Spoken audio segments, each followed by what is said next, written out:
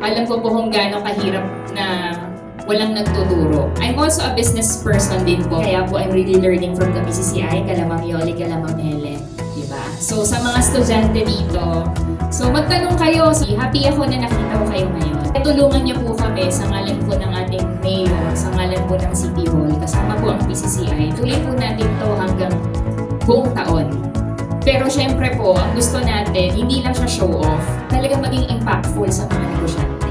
The important thing is we're able to help others, uplift them, scale them up, level them up. Thank you for PCCI Venezuela for giving me the chance to meet everybody here, especially the students. No? Next time I come here, several years from now, kayo nang tatayo dito, then may negosyo na rin kayo. Pwede ipamalakas.